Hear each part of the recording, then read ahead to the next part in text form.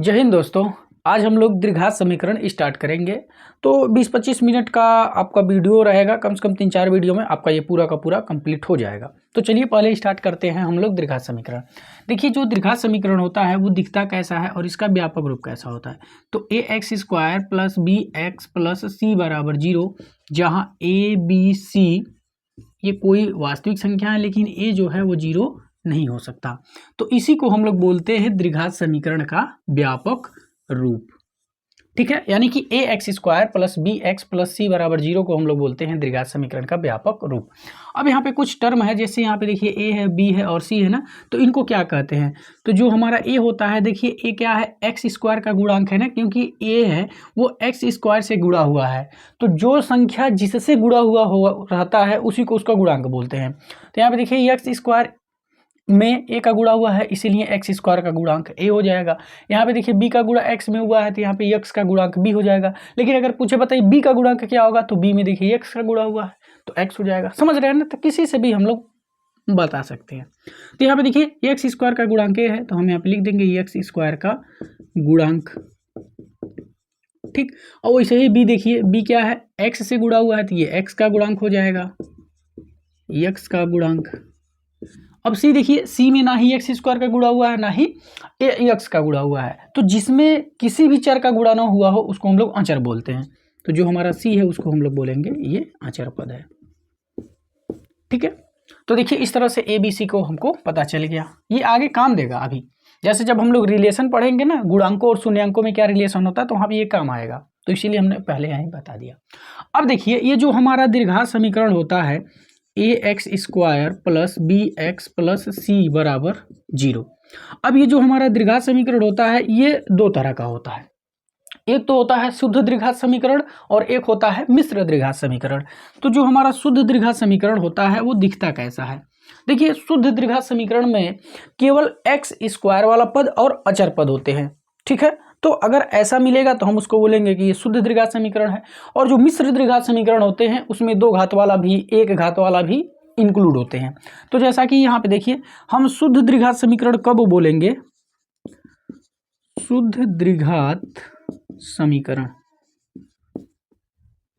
और एक है मिश्र द्विघात समीकरण। मिश्र द्विघात समीकरण, देखिए शुद्ध द्विघात समीकरण वो होता है जैसा कि अभी हमने बताया कि जिसमें केवल x² वाला टर्म इंक्लूड हो और एक अचर पद इंक्लूड हो, उसको हम लोग बोलते हैं ये शुद्ध द्विघात समीकरण है। देखिए इसमें x² वाला पद इंक्लूड है और बिना x वाला पद यानी कि अचर पद इंक्लूड है, इसीलिए हम लोग इसको बोलेंगे शुद्ध द्विघात समीकरण। अगर एग्जाम्पल के तौर पर देखने तो ये वाला हो जाएगा x² - 1 = 0 हो जाएगा। ठीक है ना, x² + 9 = 0, ये सब क्या है, ये सब शुद्ध द्विघात समीकरण है, क्योंकि इसमें केवल x² वाला पद और बिना x वाला पद इंक्लूड है, इसीलिए हमने इसको शुद्ध द्विघात समीकरण बोलेंगे। अब मिश्र द्विघात समीकरण किसको बोलेंगे, तो मिश्र द्विघात समीकरण वो होगा जिसमें x² वाला पद भी इंक्लूड हो, जिसमें x वाला भी पद इंक्लूड हो। ठीक है ना, तो उसको हम लोग बोलेंगे मिश्र द्विघात समीकरण, क्योंकि देखिए दोनों का मिश्रण है। क्योंकि जब घात एक होता है तो उसको हम लोग बोलते हैं रैखिक, है कि नहीं, और जब घात में दो होता है तो उसको हम लोग बोलते हैं द्विघात। तो देखिए, तो जब ऐसा समीकरण मिल जाए जिसमें दो घात वाला भी मिल जाए, एक घात वाला भी मिल जाए, तो उसको हम लोग बोल देंगे मिश्र वाला। तो वही बात यहाँ पे होती है। तो जैसे हम लोग यही वाला लेते हैं ax² + bx + c = 0। ठीक है ना, तो यही हमारा क्या हो जाता है यहाँ पे a ≠ 0। तो इस तरह से ये जो हमारा होगा वो हमारा क्या हो जाएगा, शुद्ध द्विघात समीकरण, सॉरी मिश्र द्विघात समीकरण होगा। अब एग्जाम्पल के तौर पर जितना भी हम लोग इसमें पढ़ेंगे ना, ज़्यादातर हमारा मिश्र द्विघात समीकरण ही होता है। जैसे 3x² + 5x - 3 ऐसे करके बराबर 0। ठीक है ना, 2x² हो जाए +9 हो जाए -9x - 5 = 0। तो इस तरफ देखिए जो भी हमारे हैं इसमें स्क्वायर वाला भी पद इंक्लूड है, x वाला भी पद इंक्लूड है। ठीक है ना, इसलिए ये हमारे क्या हो जाएंगे, ये सब मिश्र द्विघात समीकरण हो जाएंगे। ठीक है, तो देखिए जो हमारे शुद्ध द्विघात समीकरण होते हैं और जो हमारे मिश्र द्विघात समीकरण होते हैं ये तो हम लोग जान गए। अब हम लोग इसको पढ़ेंगे कि जो हमारे शुद्ध द्विघात समीकरण होते हैं इसको कैसे हल करते हैं। तो देखिए जो शुद्ध द्विघात समीकरण होता है इसको हल करने का 2 मेथड है, और जो हमारे मिश्र द्विघात समीकरण है इसको हल करने का 3 मेथड है। ठीक है, तो पहले हम लोग इसको स्टार्ट करते हैं और दोनों मेथड को पढ़ लेते हैं, फिर इसके बाद इसको देखेंगे। ठीक है, चलिए फिर इसको मिटाते हैं और फाइनली हम शुद्ध द्विघात समीकरण पे आते हैं।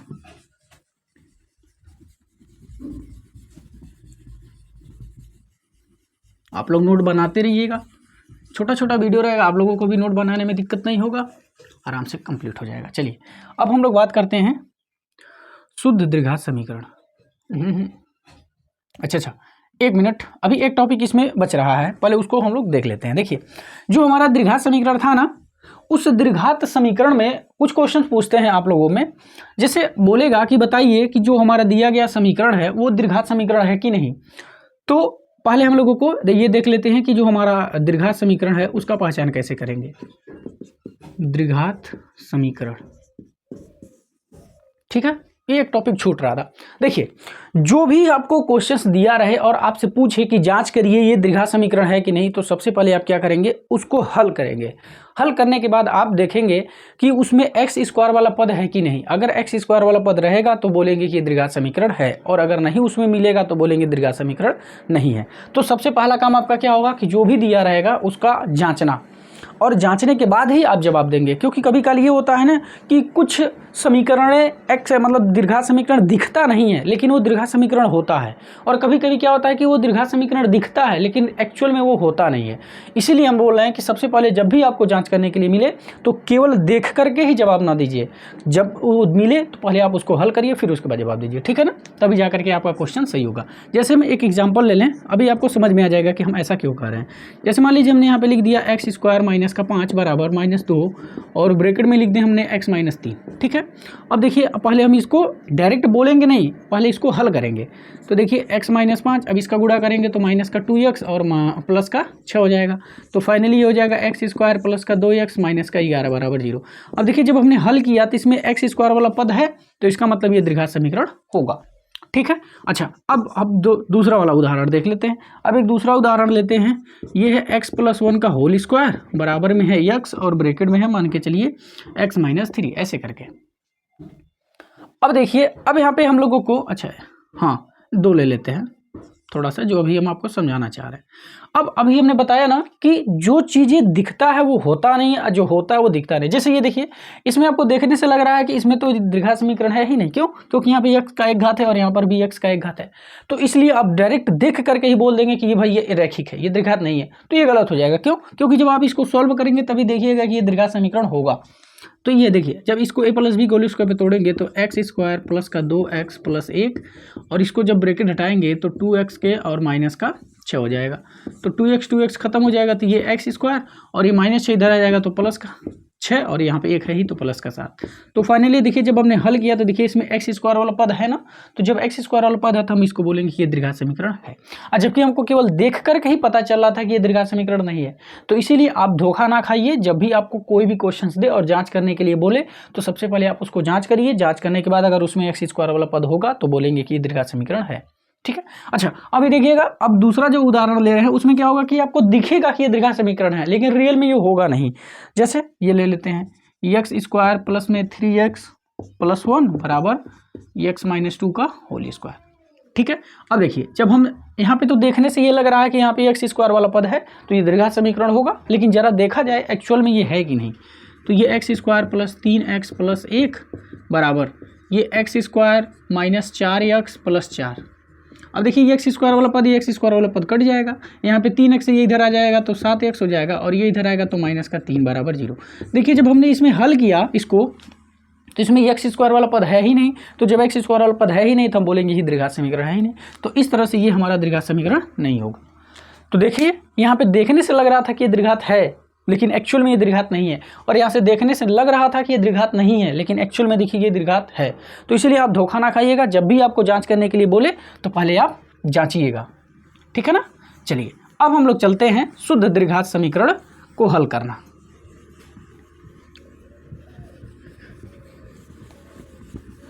देखिए शुद्ध द्विघात समीकरण को हल करना, शुद्ध द्विघात समीकरण को हल करना। देखिए जो हमारे शुद्ध द्विघात समीकरण होता है उसको हम कैसे हल करते हैं।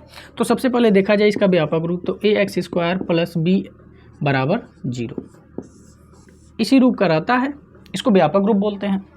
अब देखिए अब ये जो हमारे शुद्ध द्विघात समीकरण होता है ना, इसको हल करने के 2 नियम हैं।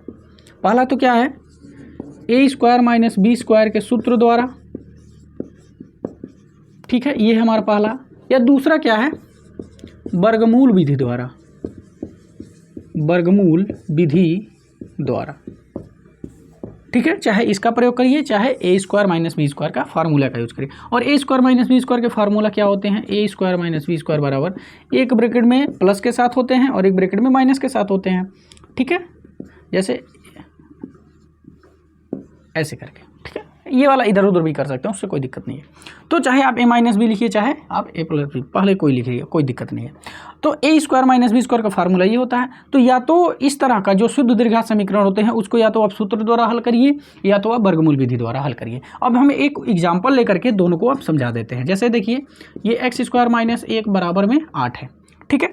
अब देखिए, जब हम ये सूत्र द्वारा लगाएंगे तो हमको क्या करना पड़ेगा, उसका क्या स्टेप होगा। तो देखिए, जब भी आपको ए स्क्वायर माइनस बी स्क्वायर का सूत्र द्वारा लगाना है तो हमेशा क्या करेंगे, सभी पदों को बाईं तरफ लाएंगे। आई बात समझ में। तो जब आप सूत्र द्वारा हल करेंगे तब आपको एक काम करना पड़ेगा, वो काम क्या है कि सभी पदों को बाईं तरफ लाना पड़ेगा। अब जरा देखिए, जब हम ये वर्गमूल विधि द्वारा प्रयोग करेंगे तब हमको क्या करना पड़ेगा। तो बहुत सिंपल है ये भी। तो देखिए क्या करते हैं, बाईं तरफ एक्स स्क्वायर वाले पद को तथा दाईं तरफ अचर पद को लाते हैं, चाहे लिखते हैं, लाते हैं। आई बात समझ में। तो जब आप इस सूत्र द्वारा हल करेंगे तब आपको क्या करना पड़ेगा, सभी पदों को बाईं तरफ लाना पड़ेगा। और जब वर्गमूल विधि का प्रयोग करेंगे तो एक्स स्क्वायर पद को बाईं तरफ और सब जो उसको छोड़ करके, यानी कि जितने भी अचर, जितनी भी संख्याएं वाली रहेंगे उसको सब दाहिने तरफ आपको लेकर के जाना पड़ेगा, तब जा करके आपका लग पाएगा क्वेश्चन, ठीक है ना। तो बस ये विशेष ध्यान दीजिएगा। अब देखिए, अगर हम इसको हल करना चाहते हैं सूत्र द्वारा तो हम क्या करते हैं कि यहीं पे ऐसा लाइन खींच देते हैं, इधर हम सूत्र द्वारा हल कर देते हैं और इधर हम वर्गमूल विधि द्वारा हल कर देते हैं। तो जब सूत्र द्वारा हल करेंगे तो सबको बाईं तरफ लाना पड़ेगा। तो एक्स स्क्वायर माइनस 1 माइनस का 8 बराबर उधर 0 बच गया। अब ये देखिए, एक्स स्क्वायर माइनस का ये कितना हो गया, 9।